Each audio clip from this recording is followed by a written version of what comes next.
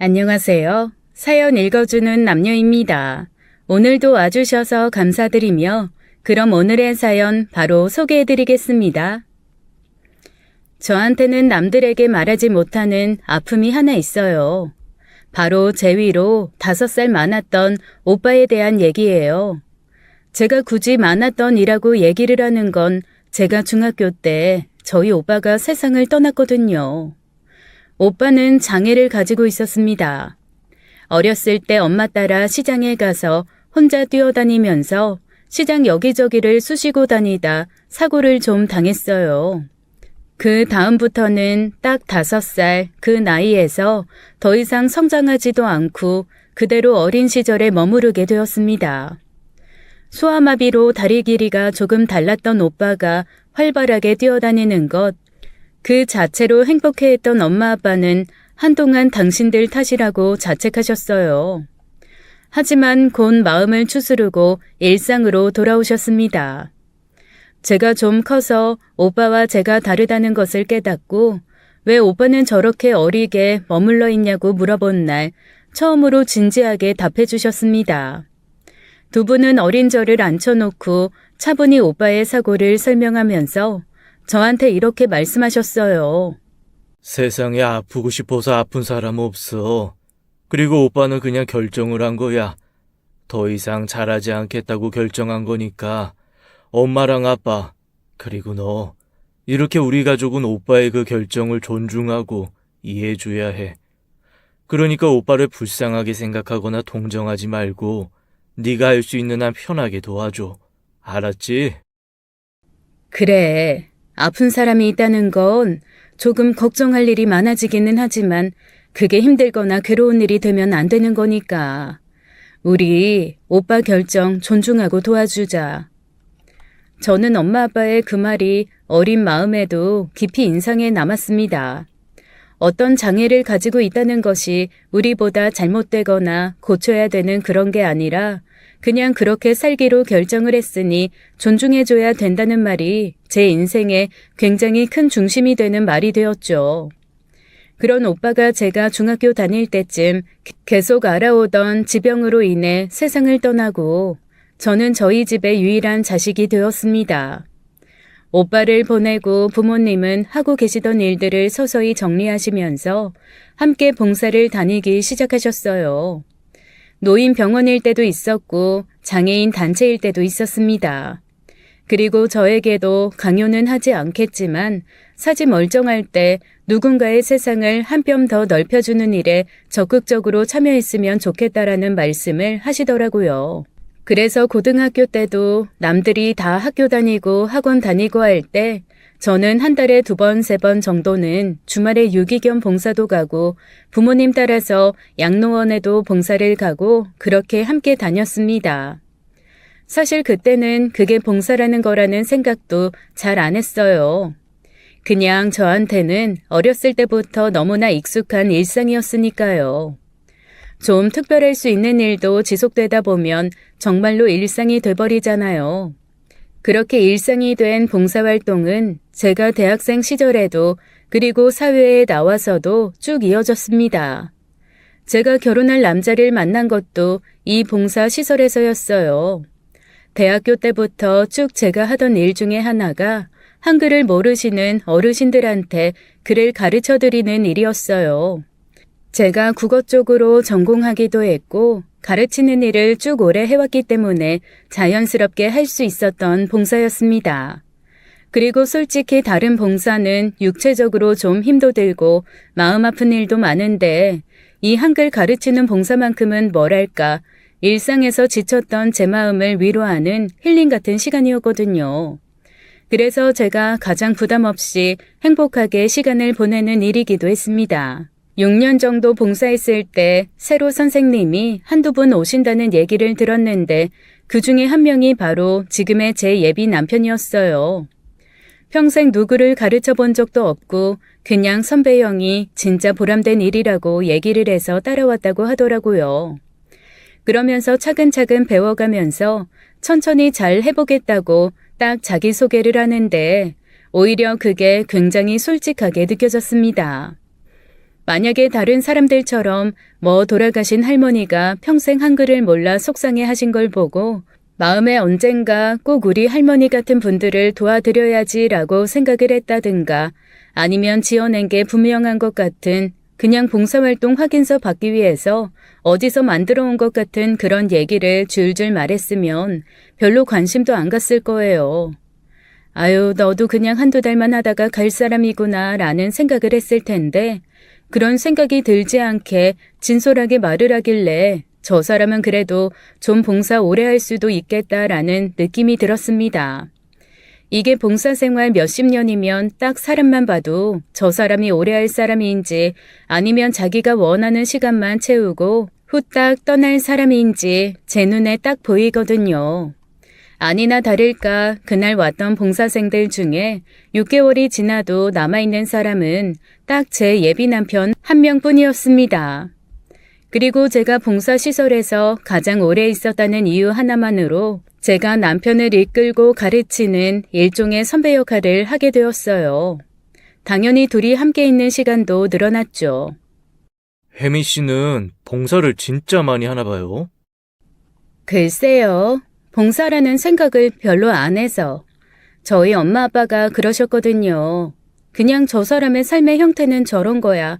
그런데 세상이 정해놓은 방식에서 조금 벗어나서 힘들게 살 수밖에 없는 상황이니까 그 상황을 조금 도와주는 거라고 같이 사는 사람으로서라고 말씀해 주셨거든요.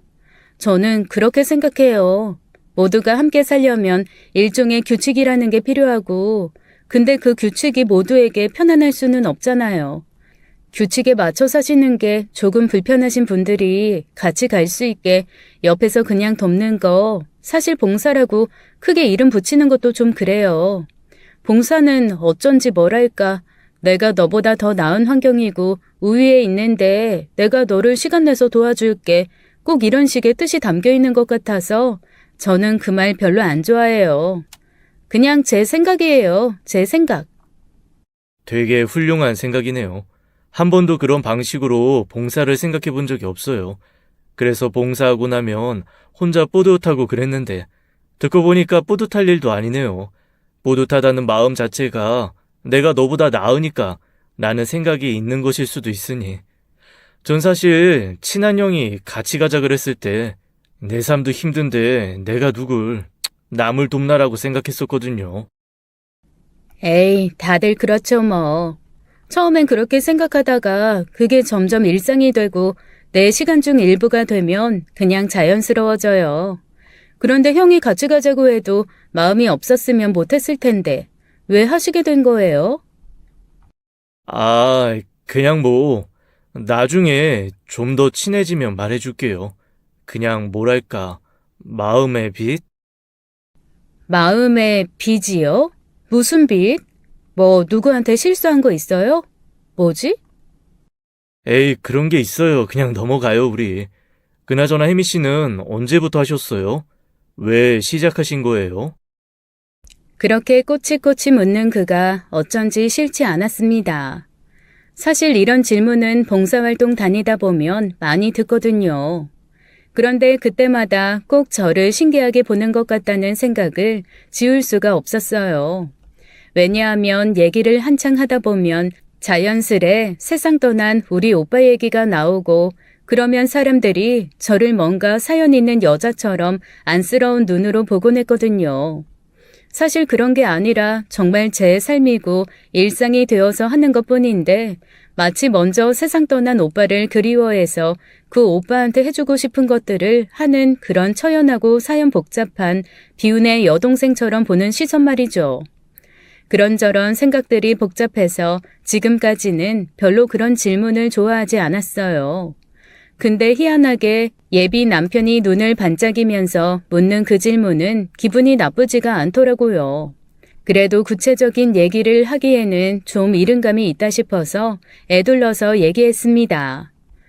그냥 집안 분위기가 그래요. 엄마 아빠도 많이 다니시고 어렸을 때부터 따라다니면서 하다 보니까 일상이 된 거죠. 그냥 자연스럽게 하다 보니까 이렇게 됐어요. 그럼 이거 말고도 다른 데도 많이 다니세요? 다니기는 하죠.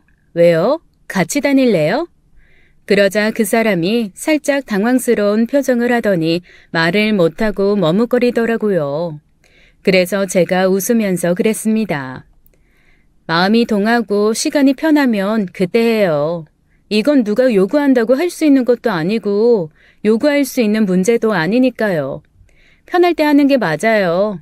저는 워낙 오래전부터 하던 거고 하는 게 오히려 마음이 편해서 하는 거예요. 그렇게 저희는 한 달에 2번 할머니들에게 한글을 가르쳐주는 한글 학교에서 만났습니다.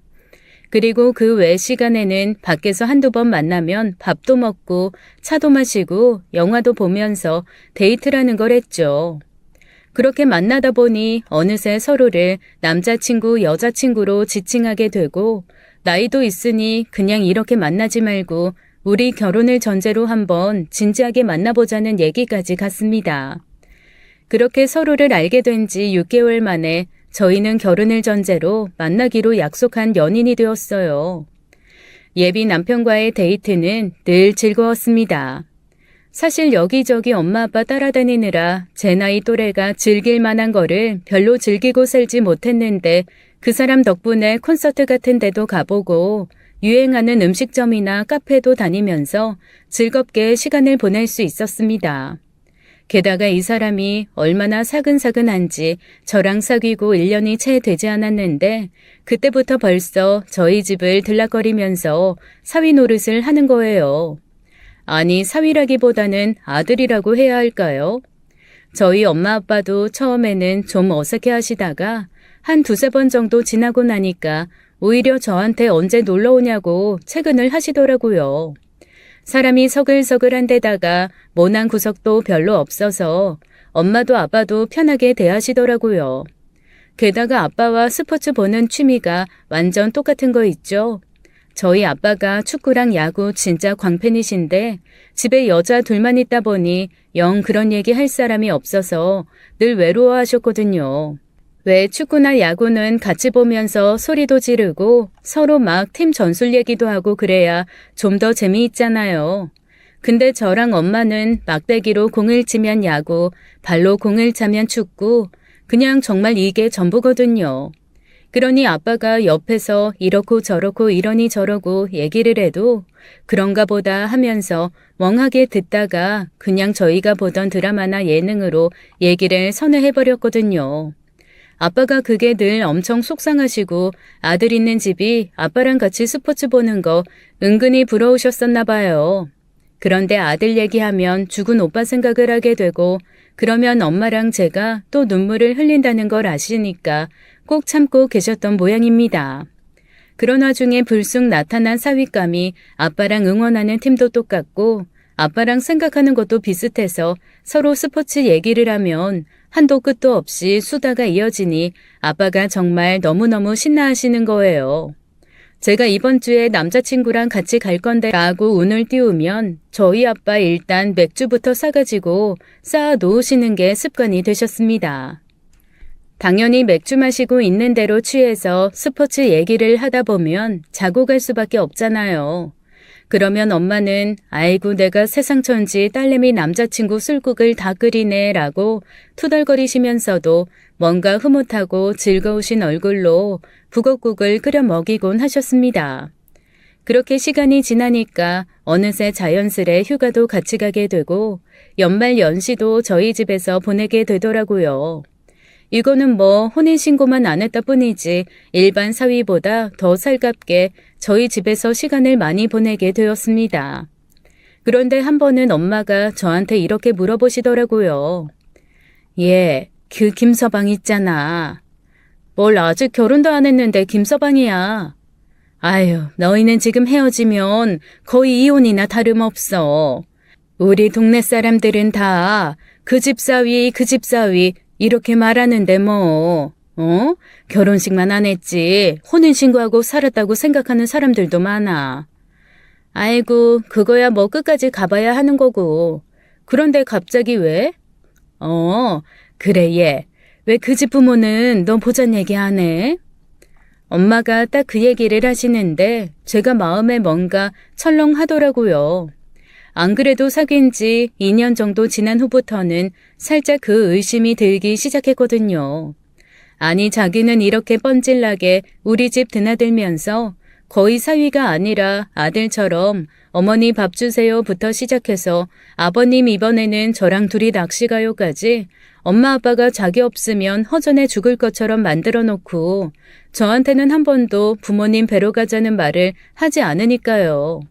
하다못해 부모님한테 인사시킨다거나 밥 먹자거나 소개시켜 준다는 종류의 말을 일체 전혀 하지 않습니다. 그래서 처음에는 대놓고 물어보기도 했어요. 그런데 나는 왜 자기 부모님한테 인사 안 시켜줘? 으이그, 시댁 미리 만나서 뭐 좋다고. 내 주변에서도 다 시댁 인사는 미루고 미루라던데. 아니, 아무리 그래도 그렇지. 아이고, 우리 부모님이 아무리 그런 거 신경 안 쓰신다고 해도 어쨌거나 시자 들어가는데 너 미리 인사시키고 그러면 이것저것 불러내시고 너 귀찮게 하고 부담 주실 수도 있어. 내 친구들도 다 그러더라. 시자 붙은 집은 결혼 직전에 만나는 게 제일 좋대. 듣고 보니까 또 틀린 말은 아니더라고요. 제 친구들도 극구 말렸었거든요. 식장에 들어가기 전까지는 시댁은 언제 바뀔지 모르는 거다. 그러니까 미리 만나서 며느리 노릇 먼저 하려고 애쓰지 말고 그냥 결혼할 사람이 가운데서 막아주는 대로 그냥 입 다물고 가만히 있으라는 게 제 친구들의 의견이기도 했습니다. 친구 하나가 제 예비 남편이 이렇게 얘기했단 얘기를 듣고 이렇게 얘기하더라고요. 야, 그 남자 정말 됐다. 너 나보고도 몰라?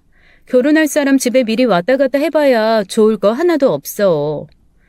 하긴 너 고생 좀 했지? 아이고, 내가 정말 결혼 전에 무슨 사랑을 먼저 받겠다고 그렇게 내가 졸라서 결혼하기 2년 전부터 인사드리고 쫓아다니면서 김장까지 다 참여했잖아.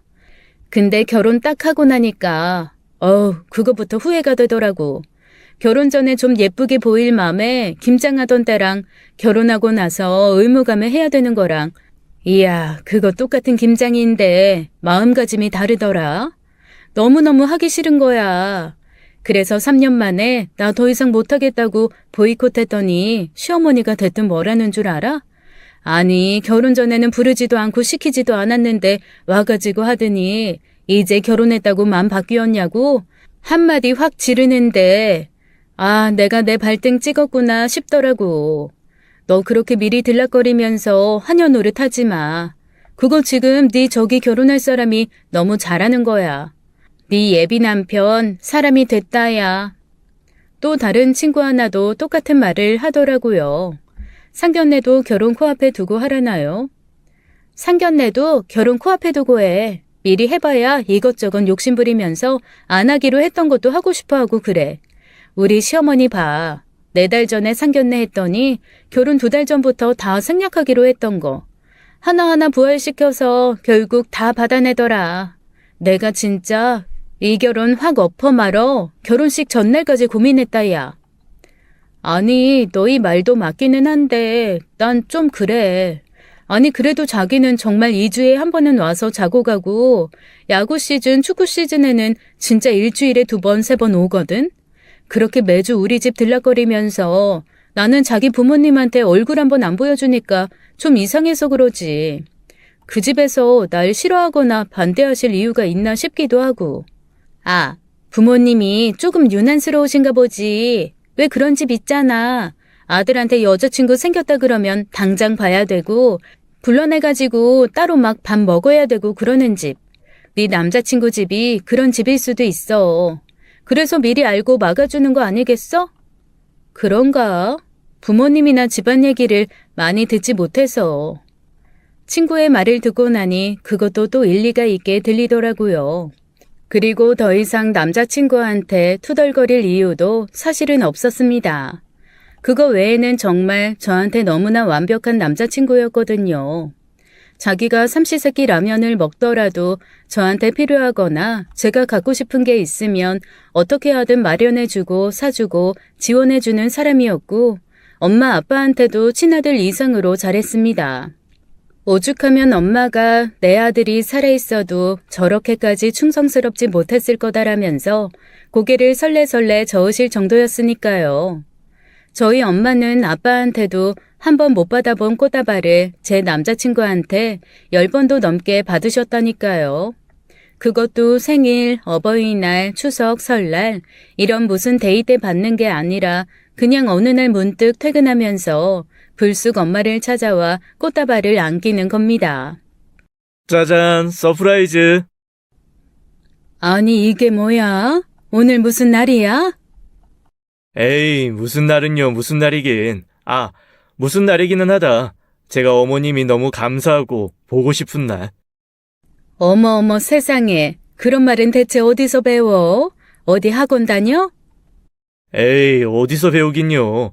평소 저한테 해주신 그 은혜롭고 자유로우며 자애로운 어머님의 모습과 늘 정성 들여 차려주시는 풍성한 밥상이 제 마음에 쌓여서 자연스럽게 피어난 말이라고 할까요? 아이고 세상에. 꽃보다도 그 말이 더 예쁘네. 들어와. 밥 아직 안 먹었지? 아이, 당연히 안 먹었죠. 어머님 밥은 물 마른 밥에 김치만 먹어도 맛있어요. 저 밥 먹고 갑니다. 저의 영혼을 살찌우는 행복한 우리 어머니 밥. 아이고 예뻐라 진짜. 어서 들어와. 내가 오늘 한우 굽는다. 아주 배 터지게 먹여줄 테니까 어서 들어와. 그렇게 저는 혼자서 회사에서 땀 뻘뻘 흘리며 야근하고 있을 때 제 예비 남편은 저희 엄마가 구워준 고기 먹고 저희 아빠가 따라준 술 마시며 그렇게 저희 집에서 놀고 먹을 때가 한두 번이 아니었습니다. 그렇게 시간이 지나다 보니 어느새 자연스레 저희 주말 스케줄도 조금씩 변화가 있기 시작했어요. 저희 아빠가 워낙 운동 좋아하시고 낚시 좋아하시니까 주말마다 아빠랑 같이 운동이랑 낚시 약속 잡히는 경우가 잦아지더라고요. 자연스럽게 그냥 저는 그 시간을 혼자 보내기가 애매해서 또 봉사활동을 늘렸습니다.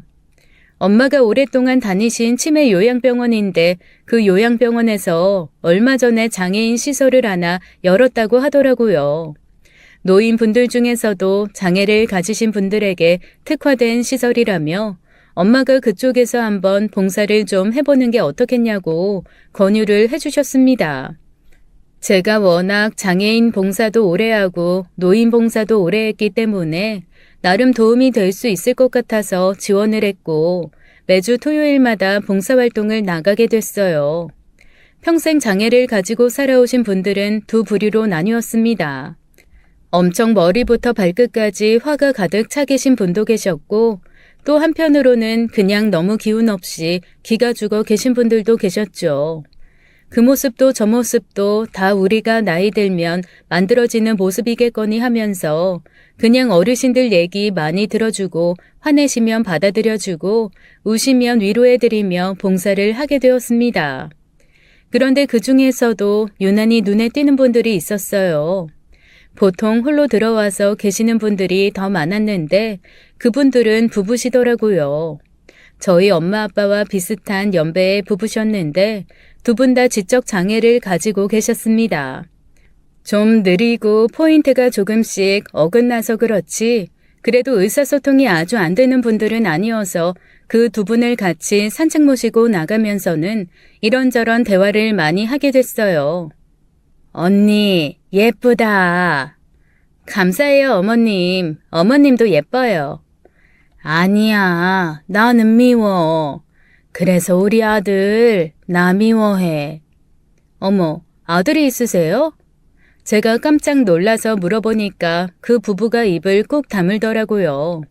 마치 아들이 있는 걸 얘기하면 누군가에게 혼난다는 듯한 그런 얼굴이었습니다. 그래서 그냥 그런가 보다 하고 더 이상 묻지 않았어요.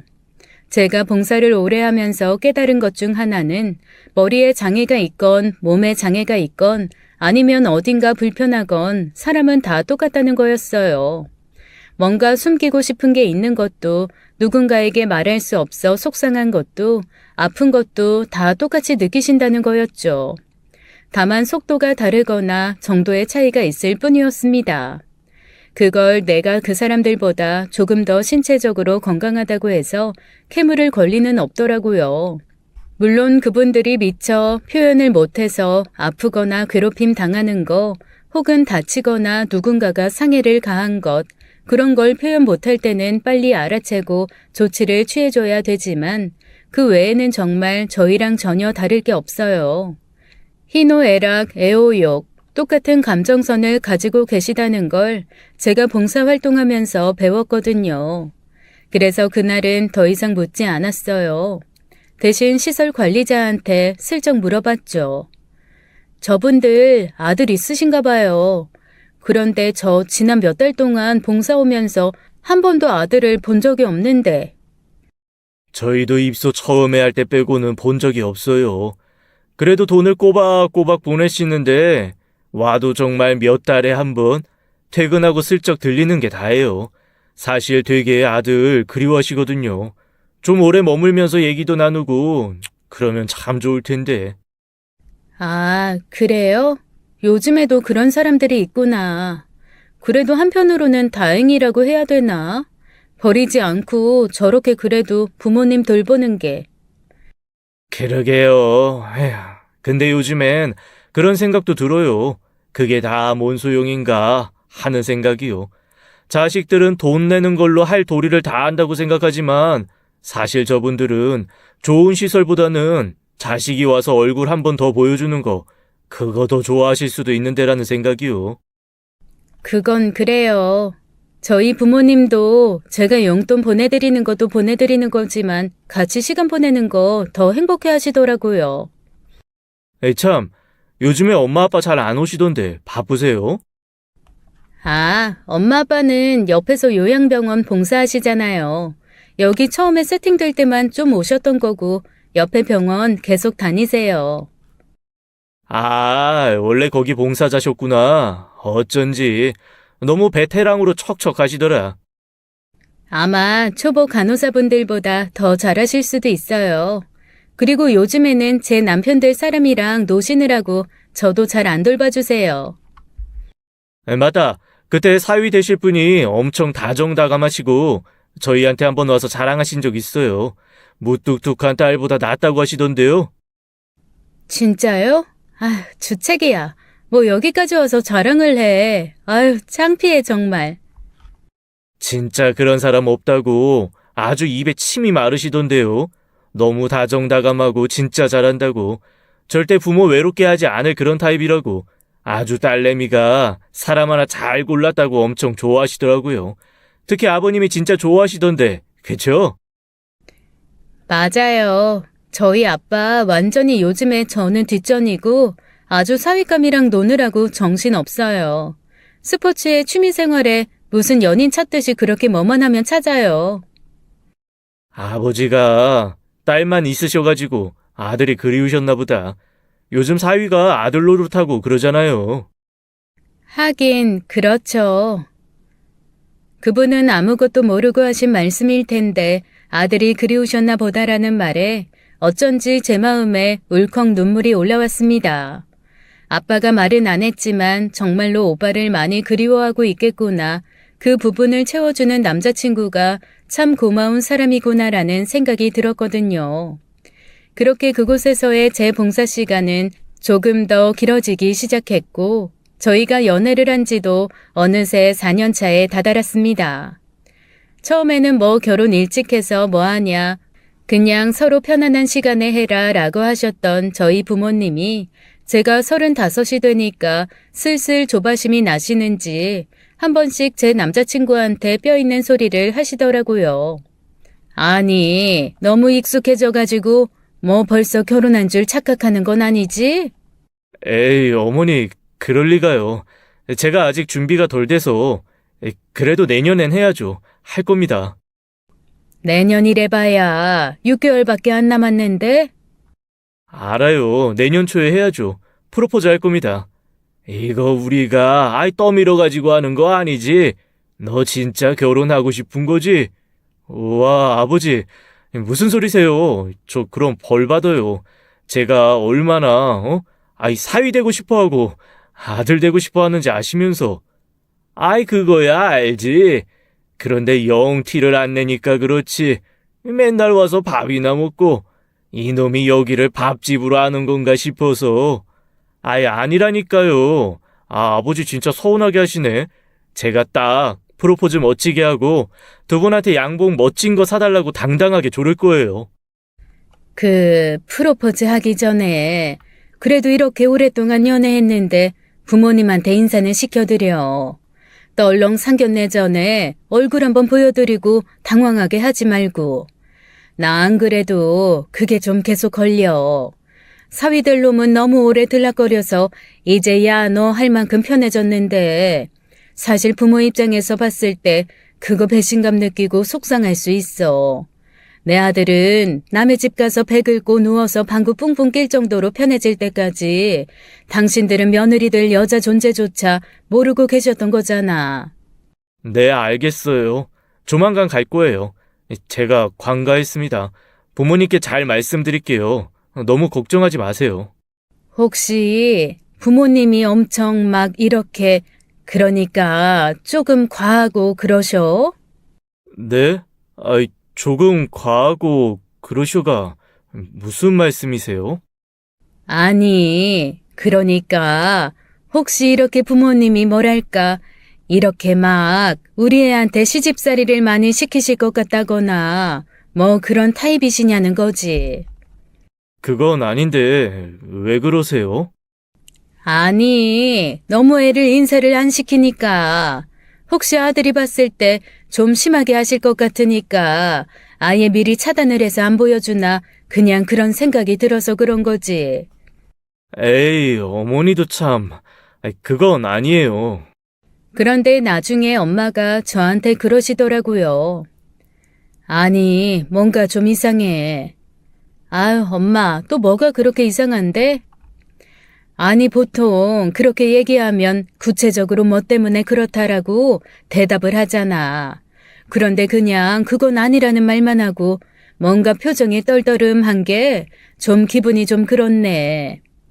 아유, 그냥 뭔가 말하기 애매하거나 나름의 사정이 있겠지. 엄마 그리고 진짜 걱정할 필요가 없어. 나 다음 주에 인사드리기로 했어. 진짜? 어디서? 집에서? 집으로 가기로 했어? 아니, 음식점에서 만나서 밥 먹기로 했어. 음식점에서? 아니, 이렇게 늦게 만나는데 그것조차도 음식점에서 보자고 그랬다고? 집이 무슨 단칸 새빵 이런 건가? 얘, 너 가자마자 저기 시댁집부터 해주고 막 이래야 되는 상황인 거 아니야? 너 재정 상황은 잘 알아보고 결혼하는 거지? 아유, 그럼 내가 저 사람 연봉을 다 아는데. 그리고 딱히 집에 뭐 돈 얼마 보탠다 이런 얘기 없었어. 그냥 부모님 알아서 하시는 것 같던데? 아, 용돈은 좀 드리더라. 그래? 아니, 근데 왜 집으로 안 부르고? 아유, 그냥 편하게 밖에서 보고 싶으신가 보지. 집으로 가면 나도 사실 불편하고. 그분들도 집에서 음식하고 막 이래야 되는데 뭐. 요즘엔 엄마 원래 첫 만남은 다 밖에서 봐. 그래? 나는 김서방이 처음 만날 때부터 덥석 집으로 쳐들어왔잖니. 그래가지고 다 집에서 보는 줄 알았지. 그래, 알았어. 너무 걱정하지 마. 그냥 얼굴 보고 밥 한 끼 먹고 오는 거니까. 그러면 엄마 아빠가 준비해 줄 건 없고? 하나도 준비할 거 없어. 괜찮아. 제발 걱정 좀 그만하고, 네? 그렇게 이것저것 걱정 많은 엄마를 뒤로하고 저는 연애 5년, 횟수로는 4년이죠. 정말 그 긴 시간을 지나서 처음으로 시부모님 되실 분을 만나러 나갔습니다. 제가 조금 일찍 도착해서 화장실 안에서 마음을 좀 다잡고 있을 때였어요. 제가 조금 긴장을 하면 항상 변기에 앉아서 생각을 정리하는 습관이 있거든요. 희한하게 저는 그게 편하더라고요. 제 친구 중 하나는 참 생각을 지저분하게 정리한다면서 놀리기도 하는데 저는 학교 다닐 때도 제일 공부가 잘 되는 곳이 변기 위였습니다. 조금 창피하기는 하지만 변기 위에 앉아 있을 때가 가장 생각이 잘 돌아가고 긴장도 안 되더라고요.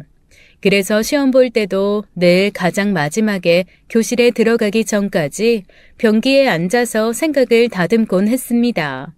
이번에도 이런저런 생각을 정리하기 위해 변기에 앉아서 심호흡을 하고 있는데 밖에서 누군가 시끄럽게 통화하는 소리가 들리는 거예요. 아, 그래. 오늘 아르바이트는 저거야. 저기 그러니까 시어머니 역할. 그 남편 될 남자랑은 1시간 전에 만났고 상황도 뭐 별거 없어. 연애 한 4년 만에 얼굴 처음 보는 여자한테 시어머니 역할 내주면 되는데 그냥 딱히 이것저것 할 것 없이 고맙다, 예쁘다만 하라고 하더라고. 아유, 뭐 남자 쪽에 사연이 좀 있나 봐.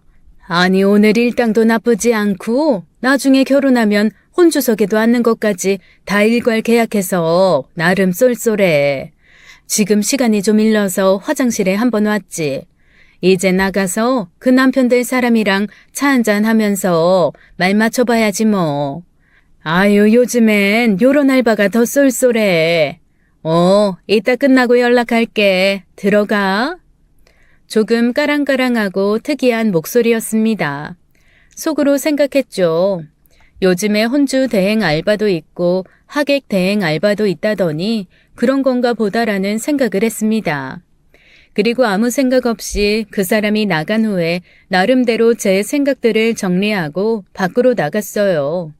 앉아서 한 20분쯤 기다리다 예비 남편이 허겁지겁 오더라고요. 왜 이렇게 일찍 왔어? 언제 도착했어? 한참 기다렸어? 아니, 그냥 좀 일찍 왔어. 늦는 것보단 낫잖아. 방금 왔어, 방금. 어머님, 아버님은? 아, 조금 있다가 도착하신대. 내가 이 근처로 모시러 나가기로 했어. 먼저 들어가 있어. 집에서 오는 거 아니야? 같이 모시고 온 거 아니었어? 오늘 집에 있다가 나올 거라며. 아니. 부모님이 어디 좀 들렸다 오셔야 한다고 해서 각자 따로 움직였어. 먼저 들어가 있어, 살짝 서운한 마음이 들었습니다. 뭐 저를 위해 하루를 통째로 비워둘 필요는 없는 거지만 그래도 며느리 될 사람을 처음 만나러 오시면서 어디 들려서 볼일 보고 오신다는 게 어쩐지 제가 1순위가 아닌 것 같은 그런 느낌이 들어서 유쾌하지는 않더라고요. 제 예비 남편은 저를 두고 허둥지둥 밖으로 나갔고 저는 자리에 앉아서 부모님을 기다렸습니다.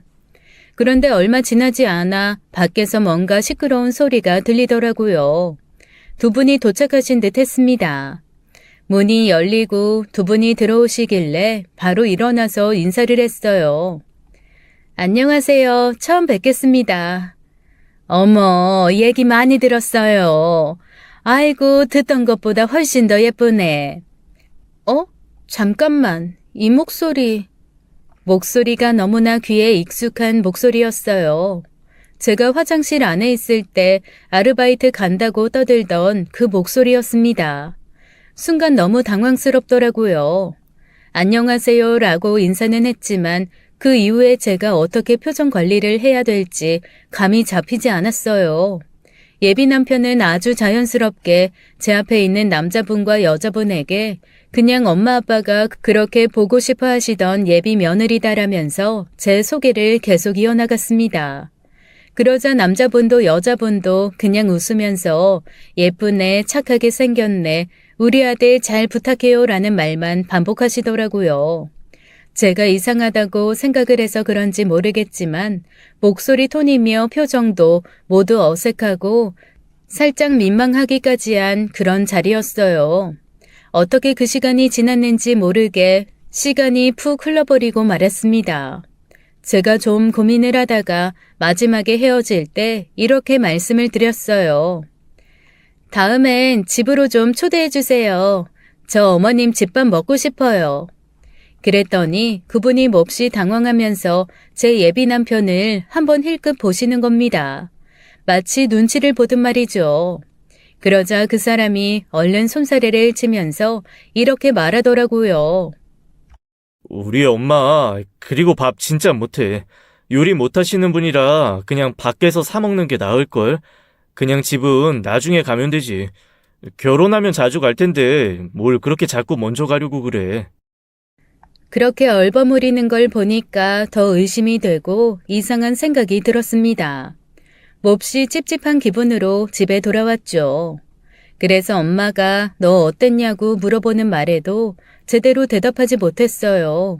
대체 그게 무슨 소리냐서부터 시작해서 저조차도 해결이 안 된 질문들을 마구 하실 것 같았거든요. 그래서 그냥 좀 피곤하다라는 말과 함께 방으로 들어가 버리고 말았습니다.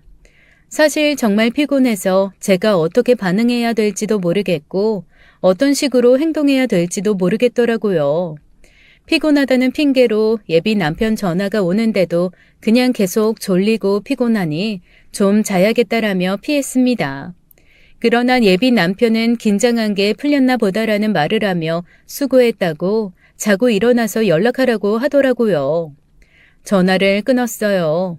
그렇게 찜찜한 기분을 가지고 다음날 봉사를 갔죠. 마음이 심란하고 싱숭생숭하니 평소 익숙하게 하던 것들도 자꾸만 실수가 나왔습니다. 아무래도 제 기분이 평온하지 않으니 작은 일에도 짜증이 올라오더라고요. 차라리 천천히 걸으면서 산책이라도 하면 나아질 것 같아서 늘 함께 산책을 했던 부부를 찾아갔어요. 그런데 제가 평소에 항상 산책을 시켜드렸던 그 부부가 방에서 나오려고 하지를 않으시는 겁니다. 그리고 둘 다 침울하고 슬픈 얼굴로 방 안에서 멍하게 앉아 계시기만 하더라고요. 그래서 제가 여쭤봤어요. 혹시 무슨 일 있으시냐고요. 그랬더니 돌봐주시는 선생님이 슬그머니 이렇게 말씀을 하시더라고요. 어제 아들이 상견례를 했대요. 그런데 본인들 말고 다른 사람을 부모인 것처럼 데리고 나갔다고 하더라고. 결혼식 때도 그렇게 할 거니까 그렇게 하려고 통보했대. 그것 때문에 지금 두 분 다 엄청 우울해 있어요. 순간 그런 인간이 다 있어라는 생각이 들더라고요. 아니 아무리 부모가 자기 기준에 맞지 않는다고 하더라도 그렇게 하는 자식이 어디 있어요. 나쁜 놈이죠. 그래서 제가 어이가 없어서 아니 세상에 그런 인간도 있어요 라고 했더니 그 선생님이 고갯짓을 픽 하시면서 그러시는 겁니다. 그 인간 저기 가네. 어디요? 누구요? 그 아들이 조금 전에 왔다가 갔어요. 자기 부모한테는 딱 3분 4분? 여튼 상견례 했다는 얘기 짧게 하고 비용 내고 가더라고. 아니 몇 달 만에 왔으면서 그래도 10분은 채워야 하는 거 아니에요? 진짜 해도 너무한다 싶어. 어휴, 아들 보고 막 웃다가 갑자기 침울하게 두 분이 다 눈물 흘리시는데 내가 어떻게 해드리지도 못하고 속상하더라고. 그러면서 막 빠져나가는 차를 휙 고갯짓으로 알려주었습니다. 차의 뒷공무니를 보는 순간 가슴이 철렁했어요. 그 차 번호가 저한테 너무나 익숙한 차 번호였거든요. 제 예비 남편 차였어요. 그 순간 너무나 당황스럽더라고요.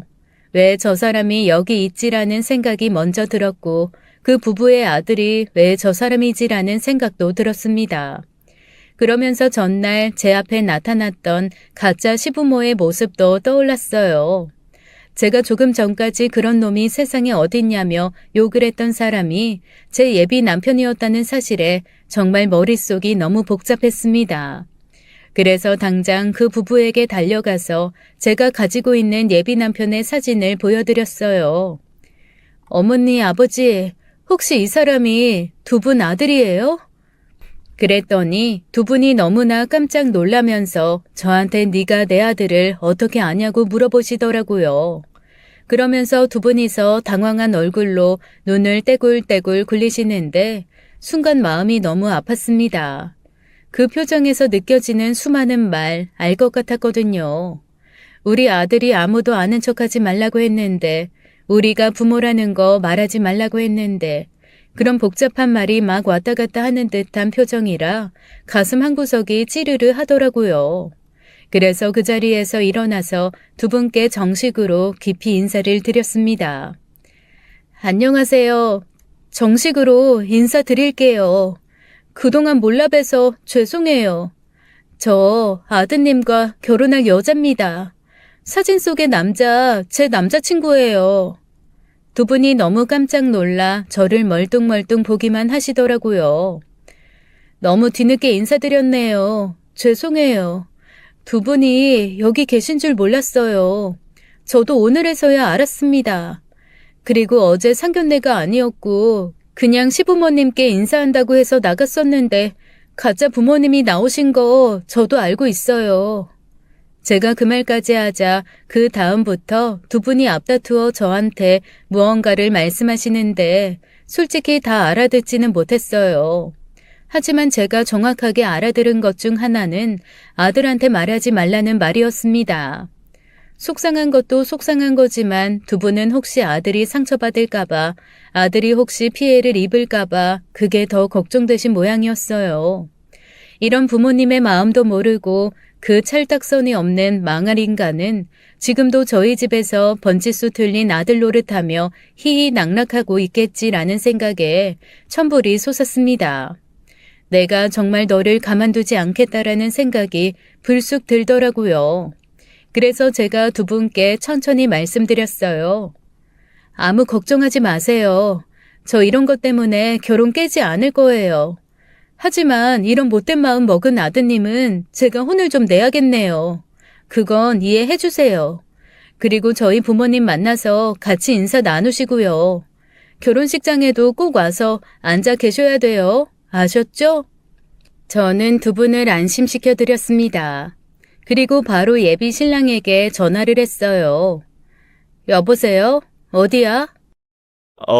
나 잠깐 저기 지방에 출장이 좀 있어서 왔다 가는 길인데 왜? 무슨 일 있어? 아니, 오늘 집에 갈 거 아니지? 주말에 엄마 아빠랑 간만에 외식이나 하자고. 외식? 그래, 좋지 뭐. 안 그래도 어머님 며칠 전부터 숯불갈비 드시고 싶다고 했는데 갈비집 갈까? 아니야, 내가 예약할게. 나중에 주소 보내줄 테니까 거기로 와.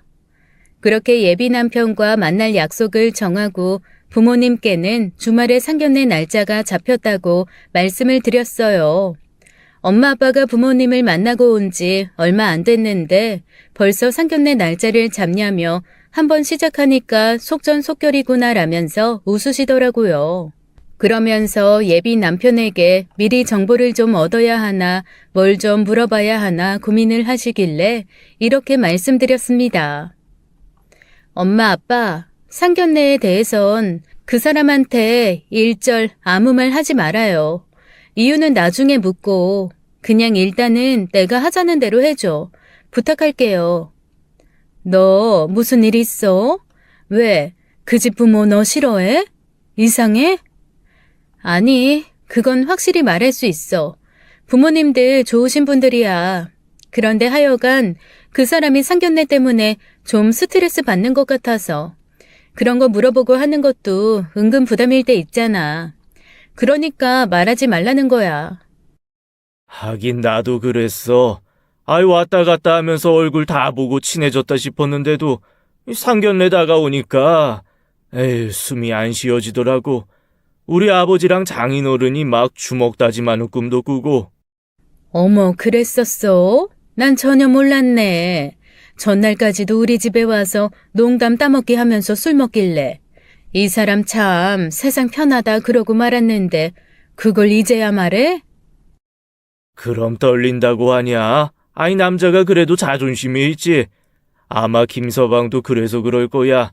우리는 아무 말도 안 할 테니까 너도 이런저런 말해서 마음 복잡하게 만들지 마. 이런저런 얘기를 하며 예비 남편을 배려하는 부모님께 시부모님에 대해 미리 말씀을 드려야 하나 말아야 하나 좀 고민을 했습니다. 하지만 아무 말도 안 하기로 결정했어요. 저희 부모님이 현장에서 어떻게 하실지는 그냥 엄마 아빠를 믿기로 했습니다. 그래서 아무 말씀도 안 드리고 그냥 좋은 식당을 하나 예약했어요. 예비 남편은 아무것도 모르고 그냥 엄마 아빠와 좋은 식당에서 밥 먹는 줄만 알더라고요. 그래, 그냥 그렇게 알고 있어라 하고 생각하고 엄마 아빠 먼저 식당 안으로 들어가게 했습니다. 요양병원 선생님이 제 얘기를 듣고 시부모님을 식당 근처까지 모시고 오겠다고 했거든요. 다들 식당 안으로 들여보내고 저는 밖에서 시부모님을 만났습니다. 병원 선생님들이 얼마나 신경을 쓰셨는지 두 분 다 옷도 깔끔하고 피부도 너무 반짝반짝 하더라고요. 갑자기 울컥 눈물이 올라오는 것을 꾹 참고 반갑게 인사를 드렸습니다. 그리고 천천히 다시 한번 설명을 드렸어요. 오늘 저희 부모님 만나실 거예요. 아들이 화 안 내도록 제가 잘 할 테니까 저희 부모님한테 하고 싶으신 얘기 있으시면 천천히 하세요. 제가 잘 알아듣고 전달 드릴게요. 아셨죠? 저는 제 예비 남편의 진짜 부모님을 양옆에 모시고 천천히 식당 안으로 들어갔습니다. 문이 열리자 제일 먼저 예비 남편의 당황한 얼굴이 눈에 딱 들어오더라고요. 아니, 어떻게 여기를... 그 와중에도 아들을 보고 반가워서 저희 시부모님 얼굴이 환해지셨습니다. 저희 엄마 아빠가 당황하면서 저한테 누구냐고 묻더라고요. 그래서 제가 이렇게 대답했어요. 엄마, 아빠, 제 시부모님이세요. 순간 엄마 아빠 얼굴에 당황한 빛이 살짝 맴돌았지만 역시 저희 엄마 아빠는 제 예상과 다르지 않게 활짝 웃으며 두 분을 맞이해 주시더라고요. 아이고, 사돈. 아이, 먼 곳까지 오느라 애쓰셨습니다. 저희가 근처까지 가도 됐을 텐데요. 아빠가 그렇게 얘기하면서 시아버지의 손을 꼭 잡더라고요. 그러자 갑자기 시아버지가 눈물을 뚝뚝 흘리면서 아빠에게 기대시는 게 아니겠어요. 저희 아빠가 시아버지를 토닥토닥 해주시면서 이러시더라고요. 아이고, 이렇게 아들을 잘 키우셨는데 왜 이 좋은 자리에서 이렇게 우실까? 그렇게 말하면서 시아버지를 안아주셨고 엄마는 시어머니의 두 손을 잡고 한참을 보시다가 반색을 하면서 그러시더라고요. 어머, 저 알죠? 나 얼굴이 기억나는데 우리 병원에서 보지 않았어요? 침대복 깔끔하게 까는 거 좋아하시는 314호 맞죠? 어머 세상에 여기서 이렇게 뵙네요. 그래, 요즘에도 속상하면 침대복 갈면서 풀어요? 내가 그 옆에 병원으로 봉사 가는 바람에 통 그쪽에는 가지를 못했어요. 우리 딸이 거기 다니는데 그럼 우리 딸 거기서 많이 받겠네요. 혹시 사부인한테 책 잡힐 짓 하고 그런 거 없었어요? 그 말에 예비 남편 얼굴이 하얗게 질리기 시작했습니다. 제가 조곤조곤 작은 소리로 자초지종을 얘기해 주었죠. 내가 봉사활동 다니는 데 있잖아. 엄마가 소개해줬다고 한 그 장애인 요양병원에서 계속 돌봐드렸던 분이 시부모님이셨더라고. 얼마 전에 상견례 했다고 말하러 왔다 갔더라. 내가 차 뒷공문에 보고 알았지. 응?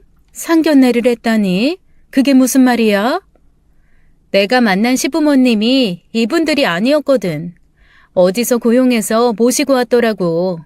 내가 진짜 시부모님 돌봐드리고 있다는 것도 모르고. 뭐? 진짜야? 아니 어떻게 자식이 그럴 수 있어? 세상에, 나 너무 실망인데? 예비 남편 얼굴이 하얗게 질렸습니다. 그리고 고개를 푹 숙이더라고요. 엄마와 아빠는 정말 화가 난 듯 아무 말 없이 가만히 예비 남편을 바라보셨습니다. 그러자 시어머니가 뭔가 하실 말이 있는 듯 엄마를 툭툭 치시더라고요. 시어머니는 당신이 그러라고 했다며 혹시 며느리가 놀랄까봐 처음 만나는 사람은 다른 사람 대신 데리고 나가라고 본인이 그렇게 말했다고 변명해 주셨어요. 저희는 모두 시어머니가 거짓말하고 있다는 걸 알았지만 그 자리에서 계속 예비 남편을 혼낼 수가 없었죠. 그날 그 자리는 간소하게 결혼을 치르자는 얘기만 나누고 끝났습니다. 약간은 정신없는 상견례가 끝나고 양쪽 집 부모님은 각자의 공간으로 돌아가시고 저와 예비 남편 둘만 남았어요. 그 사람이 눈물을 펑펑 흘리며 이렇게 얘기하더라고요. 나도 부모님이 창피했던 건 아니야. 그런데 이때까지 살면서 정말 너무 많은 차별과 편견을 겪었어. 너 너무 놓치고 싶지 않았고 결혼하고 나서 사실대로 얘기하면 그래도 조금 이해하고 용서해 줄 거라고 생각했어. 미안해. 내가 잘못 판단했어. 절대 우리 엄마 아빠를 내가 부끄럽게 생각했던 건 아니야. 나 한 번만 이해해 줄 수 있어?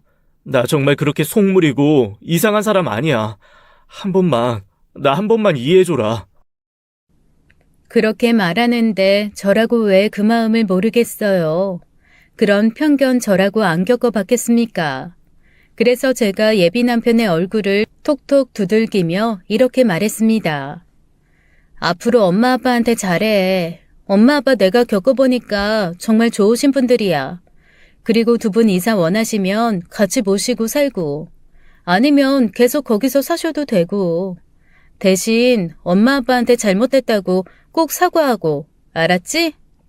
그렇게 펑펑 우는 예비 남편을 보면서 저는 다시 한번 이런 생각을 하게 됐어요. 저 결혼 생활 잘할 수 있을 것 같다는 생각이요. 일단 다시는 제 예비 남편이 저한테 비밀 같은 거 만들지 않을 것 같고 저희 부모님한테도 정말 잘할 것 같거든요. 물론 저도 시부모님께 잘해야죠. 두 분이 앞으로는 마음껏 행복하셨으면 좋겠습니다. 그리고 그 길을 제가 잘 도울 수 있으면 좋겠어요. 지금까지 사연 읽어주는 남녀였습니다. 끝까지 시청해주신 여러분 감사드리며 저희는 다음 사연으로 돌아올게요. 감사합니다.